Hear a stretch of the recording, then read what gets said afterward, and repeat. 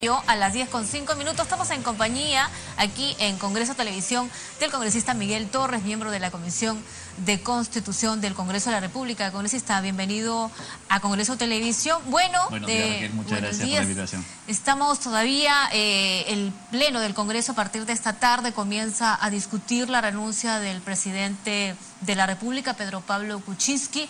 Cuéntenos un poco cómo va a ser esto, se tiene que aceptar su renuncia, algunos están pidiendo, incluso los que pedían su renuncia ahora están pidiendo que se apruebe la vacancia, no lo entendemos. Bueno. Sí, hay que poner en contexto absolutamente todo, ¿no? Yo creo que el día de ayer han salido tanto el presidente del Congreso como los representantes de la Junta de Portavoces señalando que no obstante que el presidente de la República ha hecho algo terrible, ha salido de su gestión acompañado aún de mentiras y plasmándolas en una hoja de renuncia.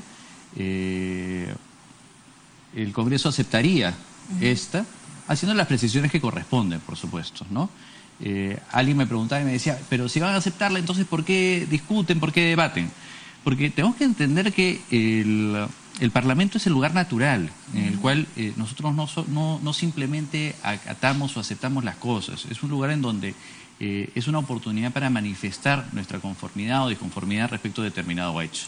Me parece importante que la Junta de Portavoces haya señalado que sí, que vamos a ir por la aceptación de la renuncia. Pero también me parece válido de que haya un espacio en el cual podamos dejar sentado en el libro de debates del Congreso de la República que lo que ha hecho el presidente de la República está mal, está muy mal.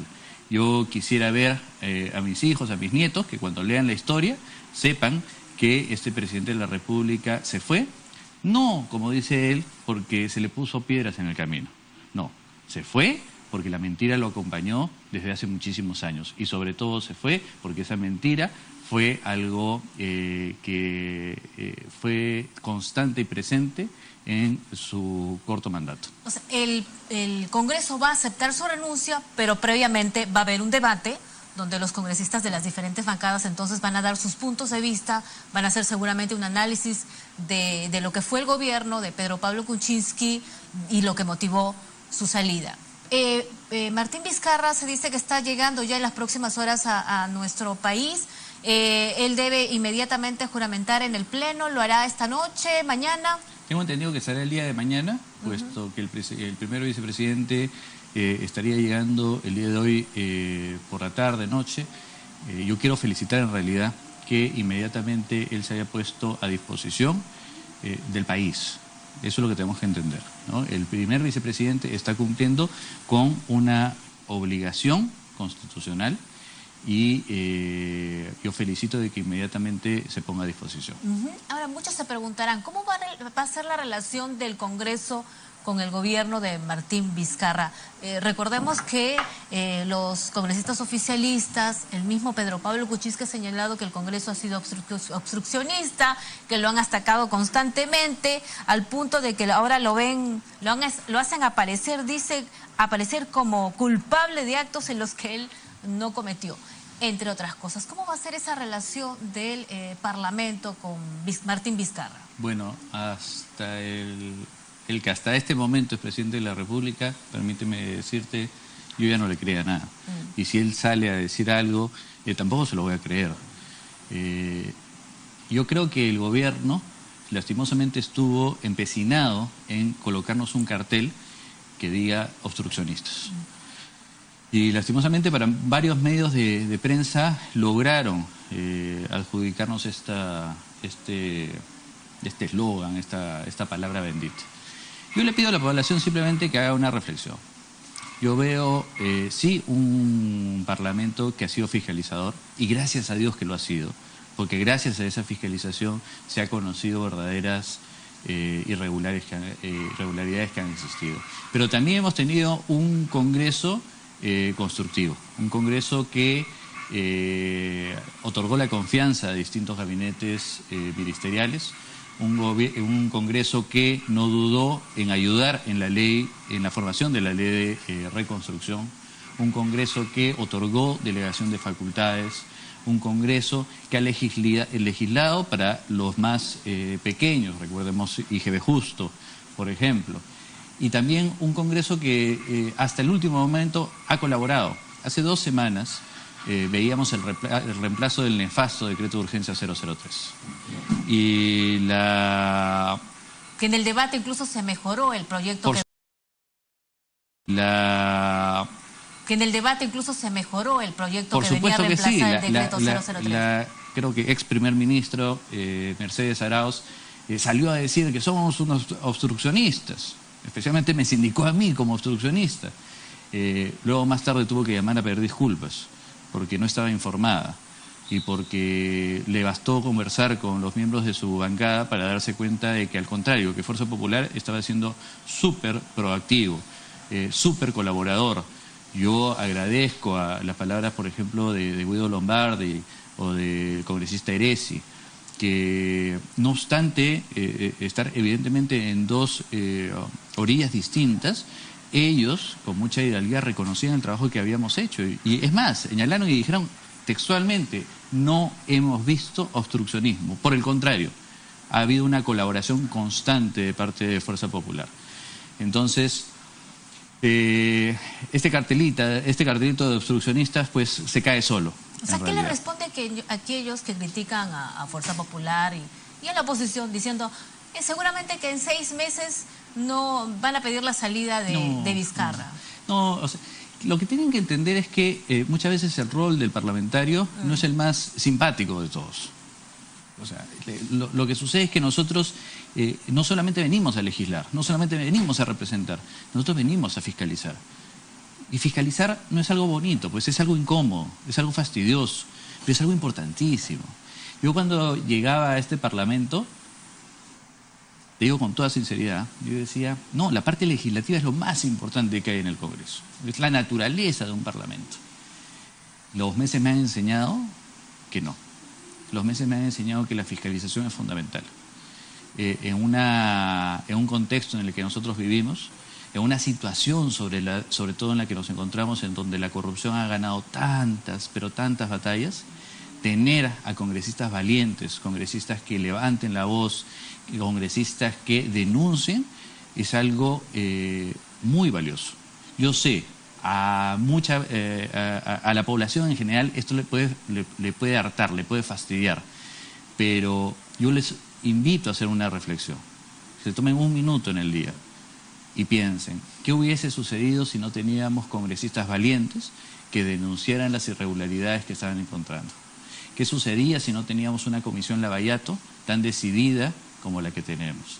¿Qué sucede si es que no hacíamos preguntas incómodas a este gobierno? Porque el Ministerio Público, valgan verdades, ha brillado por su ausencia. Creo que estaban muy concentrados en Fuerza Popular. Tienen una obsesión interesante por el partido Fuerza Popular. Y creo que eso distrae sus recursos hacia otros lados, donde naturalmente nosotros exigimos que tengan algún tipo de intervención. Ahora, hay quienes llegaron a decir no, que seguramente Vizcarra va a llegar a un acuerdo, va a tener una alianza con Fuerza Popular para poder gobernar y que ustedes lo van a tener como un títere. Nada de acuerdos entre personas, nada de acuerdos. Acá el único acuerdo que puede haber es el acuerdo con el Perú, que eso quede claro. Si a nosotros nos dicen, oye, ustedes van a participar en el gobierno, ¿cómo van a hacer? A ver, nosotros vamos a seguir desarrollando las funciones que nos corresponden. Desarrollando la función legislativa, sí. Desarrollando la función de representación, sí. Oye, ¿y van a dejar la fiscalización? No, no podemos dejarlo. No podemos dejarlo. No puede ser un sí señor. Exactamente. No. O sea, nosotros ya hemos dicho, el tiempo del Congreso Mesa de Parte se acabó. El tiempo en el cual nos mandaban normas muy complicadas y decían esto sale del Ejecutivo y tranquilos porque allá en el Legislativo nadie entiende, se acabó pues. Yo creo que ya se dieron cuenta que acá en el Legislativo hay muchísimos congresistas, no solamente con los conocimientos técnicos, sino también con la experiencia que es valiosísima, que puede hacer frente a cada uno de los retos que se presentan.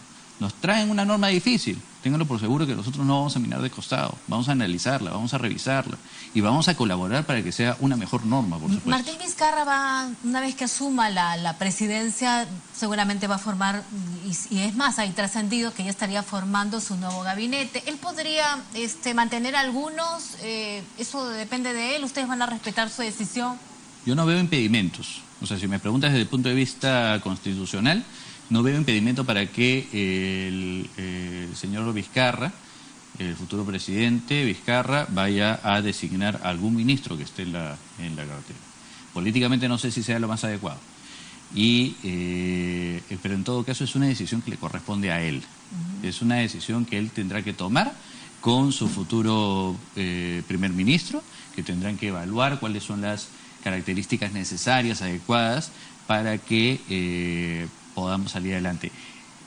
Es importante que sí, el primer vicepresidente tenga en cuenta que el tiempo juega en contra. Ya no tenemos un gobierno de 5 años, le queda 3 años y medio, ¿no? Entonces, ¿debería presentar un nuevo plan él? Seguramente van a haber ajustes, por supuesto que sí. Además, sobre todo, y espero que lo haga, escuchando las legítimas demandas de la población. O sea, la población en más de una oportunidad le dijo directamente o a través de su parlamento que estamos cansados de una política dirigida única y exclusivamente a la gran empresa, a los poderosos. Necesitamos una política mucho más cercana a la población, mucho más acorde a lo que dice la Constitución, que te dice, oye, el Estado está sobre todo para los más débiles, para los consumidores, para los trabajadores, para la micro, pequeña empresa. O sea, hacia ellos yo creo que debe dirigir sus políticas públicas, ¿no? Tenemos que hacer una brevísima pausa, como esta se nos permite, porque hay otros temas. Lo cierto es que esta tensión también entre el Congreso y el Ejecutivo no ha sido bueno. Tanto así que incluso es aprovechado por algunos para decir, sí, estas peleas, luchas por el poder, no les interesa el país, etcétera. Y hay quienes dicen, sí, pues que todos son corruptos, que se vayan todos y que se deberían convocar a nuevas elecciones con nuevas reglas. Eso lo ha dicho Verónica Mendoza en una conferencia de prensa. Y también sobre el aumento del sueldo mínimo, los empresarios ya han salido a protestar, han señalado que les han dejado una bombita. Tenemos que hacer una breve pausa para conocer luego sus opiniones. Ya regresamos.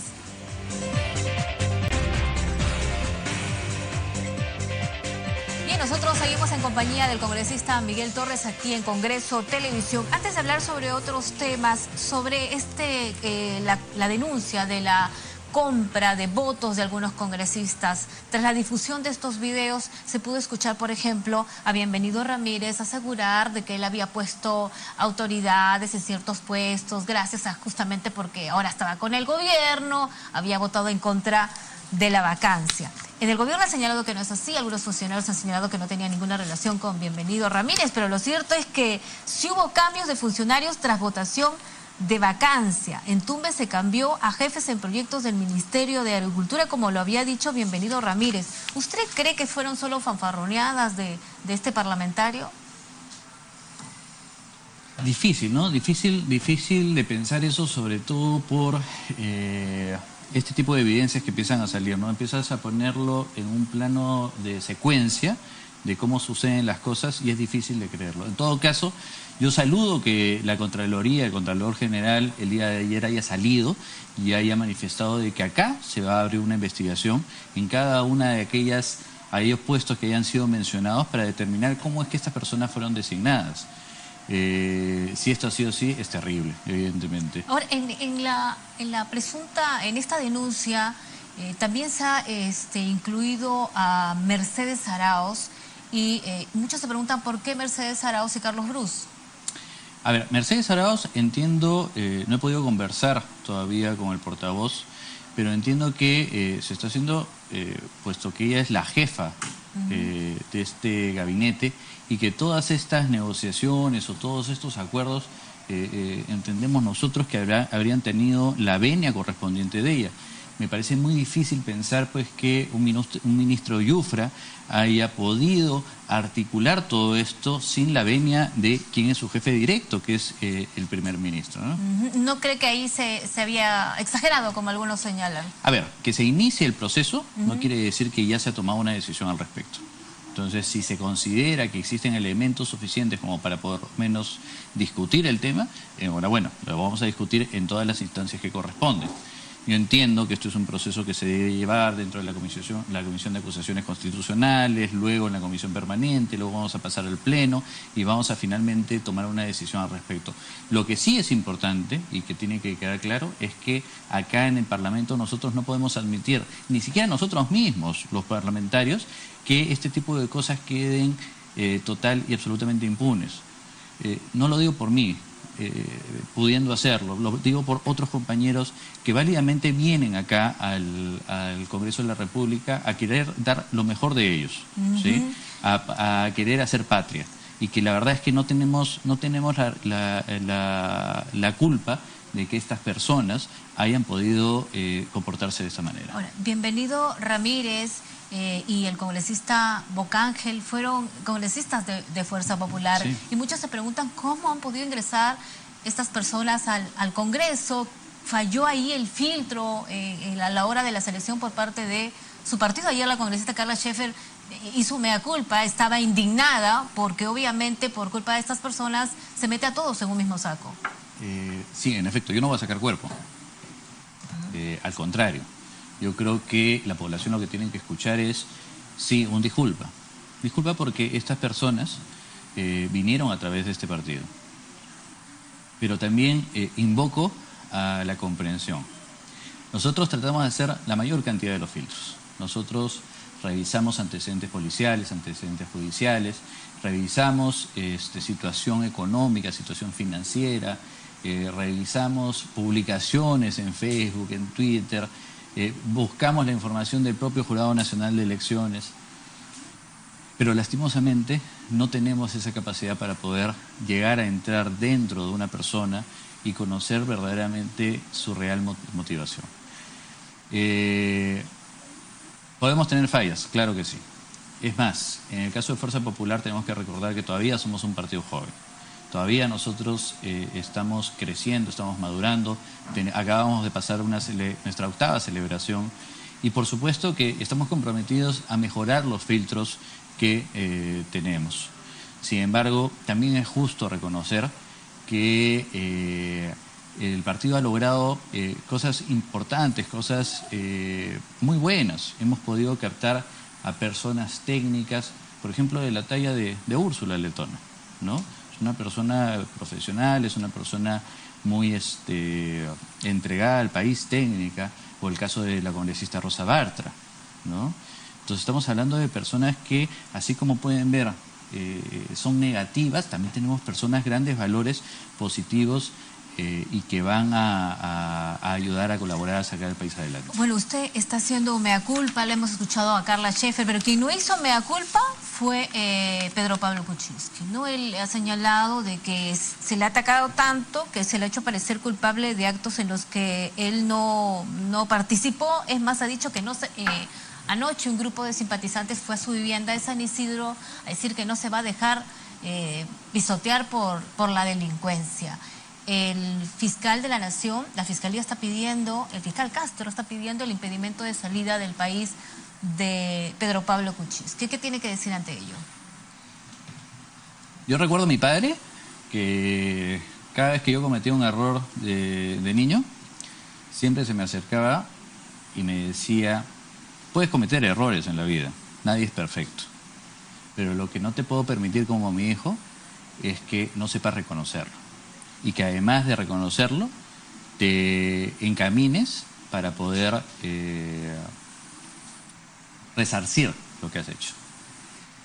Yo creo que el presidente de la República ha dado lo peor de sí el día de ayer cuando ha redactado esa renuncia, porque ha mandado un mensaje nefasto a nuestros jóvenes, a nuestros niños. Creo que él simplemente en su desesperación o ya acostumbrado a estar pegado a la mentira, ha querido simplemente decir: oye, yo no tengo nada que ver, le paso la pelota a los políticos, le paso la pelota al Congreso. Eso no se hace, eso es una cobardía, y hay que decirlo así, y los jóvenes tienen que saberlo, eso es una cobardía. Él sabe, y su entorno sabe, de que si hoy por hoy se está yendo, es porque mintió a la población, es porque se aprovechó de nuestro país, y que el día de hoy nosotros vamos a darle la bienvenida a un nuevo presidente porque estamos convencidos de que el Perú es muchísimo más grande que sus problemas, es mucho más grande que aquellas personas que mientan, que aquellas personas que son corruptos. Estamos convencidos de eso. Tenemos que mirar hacia adelante, mirar qué es lo que nos toca hacer ahora, dar sostenibilidad al gobierno. Me mencionaste hace unos minutos que la lideresa Verónica Mendoza. Sí. Está pidiendo elecciones generales con nuevas reglas. Triste, para mí. Es más, le pide a Vizcarra que una vez que asuma el gobierno, que haya cambios profundos en las reglas de juego, ¿no? ¿Sabes qué? Triste porque quienes supuestamente tienen en su discurso esta frase de hay que cuidar la institucionalidad, hay que cuidar la democracia, creo que se olvidan que esa institucionalidad, esa democracia, está dentro de un marco constitucional. Hoy por hoy tenemos que estar tranquilos. Nuestra Constitución prevé qué hacer en este tipo de situaciones. No es que estemos ahorita en el caos. Yo creo que más bien hay algunos que quisieran llevarnos al caos. Bueno, yo creo que no debemos permitir eso. Nosotros debemos agarrar nuestra Constitución, abrazar nuestra Constitución y decirle a la población, tranquilos. Acá lo que la Constitución dice es que tiene que haber una sucesión democrática. Que aquel vicepresidente que fue elegido en urnas asuma el cargo, pero no para simplemente tener un gobierno de transición, le dicen. No. La Constitución es muy clara. Es para poder cumplir sus funciones hasta el último día para el cual ha sido elegido. Ayer justamente se ha difundido La República, la encuesta de GFK, que el 49% de peruanos respalda. Dicen que ambos vicepresidentes renuncien y que el titular del Congreso convoque a elecciones. El 64% cree que el Congreso va a desestabilizar a Vizcarra, según esta encuesta publicada por La República. Bueno, esperemos que pase el tiempo. Yo creo que el tiempo es el que nos está permitiendo revelar verdaderamente las intenciones de cada uno de los actores en la política. A nosotros nos decían que queríamos desestabilizar todo para que finalmente Galarreta, decían, ¿no? Para que nuestro presidente del Congreso tome las riendas del gobierno. En lo absoluto, el día de hoy, veamos quiénes están tratando de desestabilizar. Yo creo que Fuerza Popular está dando una clara demostración de ser un partido democrático, de ser un partido que respeta su Constitución y que la va a hacer respetar también. ¿Hace bien la Fiscalía en pedir o en solicitar el impedimento de salida del país de Pedro Pablo Kuczynski?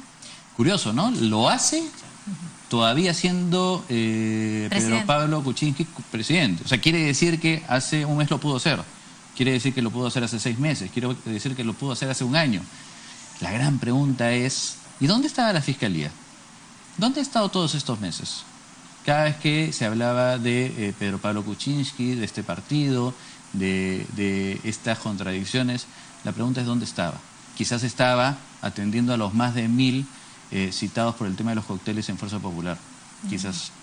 Entonces, respecto a este tema, nosotros encantados de que nos sigan fiscalizando a nosotros, verificando, pero creo que es importante que se haga de manera homogénea, equitativa, por decirlo de alguna manera, hacia todos los partidos.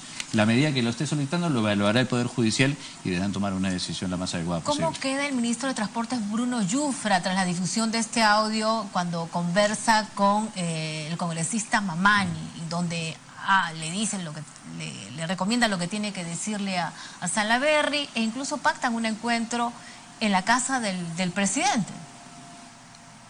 El exministro tendrá que dar muchísimas explicaciones. Yo lo lamento por él, lo lamento por su familia, pero más lo lamento por los peruanos, porque los peruanos no se merecen un ministro en ese sentido. Un ministro no viene a hacer acá de coordinadores de reuniones para poder obtener votos. Creo que ahí se equivocó el señor Yufra y espero que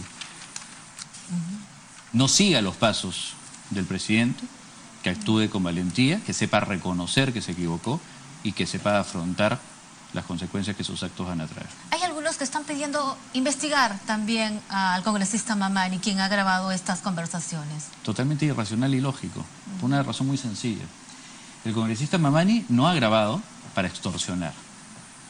Miren ahí, miren esa diferencia. El congresista Mamani no ha grabado para decir, oye, voy a sacar esto de acá si es que tú no haces... No. Es más, en un periódico llegaron a decir que él habló con el presidente y le dijo que habían estos audios. Se llegó a decir. Habrá que preguntarle al congresista Mamani. Pero lo que yo sí he podido ver es que es una persona que dijo, oye, me están tratando de comprar, están tratando de comprar mis votos. Y va donde nuestro vocero y el vocero, luego de haber pasado ya experiencias terribles en las que uno trata de decir, sí, está sucediendo esto, pero le reclamaban, le decían, ¿dónde está la prueba? Él le dijo, oye, sin pruebas es muy difícil que la gente te crea. Entonces, él cuando va y registra estas conversaciones, lo está haciendo para que después los periodistas mismos no reclamen. O sea, un día antes, Raquel, un día antes le estaban diciendo ¿y cuáles son las pruebas? Y criticaban por no tenerla. Entonces vamos, o sea, y además, y justo les hacía recordar a tus compañeros de prensa hace unos minutos, vamos, la prensa es consciente y sabe que este tipo de registros son válidos. ¿Cuántas veces nosotros nos hemos podido dar cuenta de una situación ilegal gracias a reportajes que hace el periodismo donde se utiliza este tipo de registros? Y la policía graba. Con autorización del Ministerio Público. ¿O acaso, sí, pero recordemos, los periodistas acaso solicitan autorización del Ministerio Público para poder hacer sus registros? No. O sea, siempre y cuando esto esté destinado a sacar actos ilícitos, actos que nos estén dañando, es válido. Y es más, la Corte Suprema ya lo ha señalado así. O sea, no...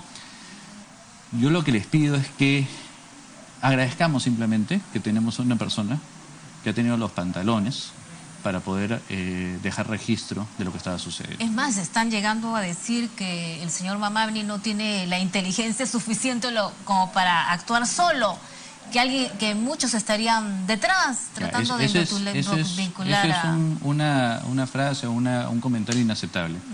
¿Quién se cree el derecho de decir que el congresista Mamani no podía hacerlo? Eso es inaceptable. ¿Y quiénes estarían buscando denunciarlo? Yo me imagino que el día de hoy el congresista Moisés Mamani no debe ser el mejor amigo de muchos. Hay muchos que deben estar diciendo, este hombre nos destrozó la vida. Pero a ellos yo los invito a reflexionar. El congresista Moisés Mamani no les destrozó la vida. Ellos mismos se lo destrozaron. Para finalizar, el gobierno, Pepe, que antes de ir, bueno, se autorizó el aumento del sueldo mínimo que, bueno, ha generado la crítica de los empresarios, de los microempresarios, aunque hay que indicar que los dirigentes de la CGTP piden un aumento mucho mayor, pero se ha aumentado a 930 soles. Algo así. Sí, estamos a través del despacho solicitando información de cómo es que se ha llegado a ese monto. Se supone que para poder hacer este tipo de ajustes se tienen que hacer una serie de consultas. Nosotros evidentemente estamos a favor de poder reconocer un sueldo que verdaderamente refleje el esfuerzo de las personas. Pero también es cierto que tenemos que ser muy cuidadosos en ello. Acá no solamente es una medida que afecta, es más, yo creo que a los que menos les afecta es a la gran empresa. Creo que los más afectados podrían ser los micro o pequeños empresarios, aquellos que luchan por tratar de meter en la formalización a sus trabajadores y que algunas veces este tipo de medidas podría generar más bien alguna dificultad para ello. Nuevamente, saludar si es que ha sido efectuado de manera técnica ese ajuste salarial, pero sí vamos a pedir información para saber si es que sobre todo a la micro y a la pequeña empresa en nuestro país le fue consultado, ha sido tomado en cuenta las opiniones de ellos. Bien, muchísimas gracias, congresista Miguel Torres, por haber estado aquí en Congreso Televisión hablando sobre estos temas.